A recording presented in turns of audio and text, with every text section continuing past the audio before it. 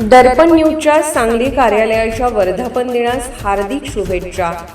शुभेच्छुक माननीय बाजीराव कांबळे साहेब, राज्याध्यक्ष, राज्य हिवताप निर्मूलन कर्मचारी संघटना महाराष्ट्र राज्य तथा आरोग्य निरीक्षक राजर्षी छत्रपती शाहू महाराज शासकीय वैद्यकीय महाविद्यालय कोल्हापूर, माजी उपाध्यक्ष व विद्यमान संचालक सराफ व्यापारी नागरी सहकारी पतसंस्था गुजरी कोल्हापूर, पदसिद्ध सदस्य राज्य सहकारी मध्यवर्ती कर्मचारी संघटना शाखा कोल्हापूर.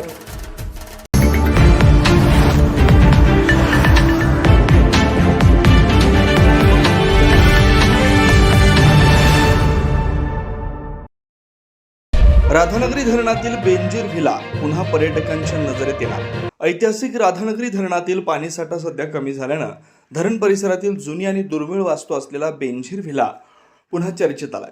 धरण उभारणीच्या काळात देखरेख व प्रशासकीय कामकाजासाठी तत्कालीन राजर्षी छत्रपती शाहू महाराज यांनी ही वास्तू उभारली होती. धरणाच्या मध्यभागी उभी असलेली ही वास्तू अनेक वर्षापासून पाण्याखालीच राहते. यंदा उन्हाळ्याच्या अखेरीस धरणातील पाणीसाठा मोठ्या प्रमाणात घटल्यानं बेंजीर व्हिलाचा काही भाग स्पष्ट दिसू लागलाय. मात्र वास्तूच्या दोन्ही बाजूंना अद्याप पाणी असल्यानं पर्यटकांना तिथं प्रत्यक्ष जाता येत नाही. आणखी सुमारे 15 दिवस पाऊस न झाल्यास पाण्याची पातळी आणखी खाली जाऊन पाण्याची पातळी 3 ते 4 फूट खाली गेल्यास हा संपूर्ण भाग खुला होण्याची शक्यता व्यक्त केली जाते.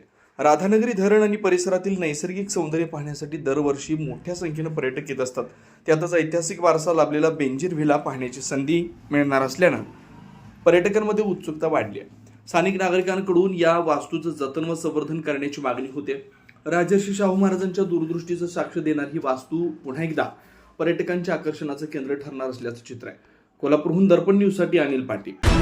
निर्भीड बेधडक बातमीसाठी दर्पण न्यूज चॅनलला लाईक करा, शेअर करा, सबस्क्राईब करा. मुख्य संपादक अभिजित रांजणे, दर्पण न्यूज.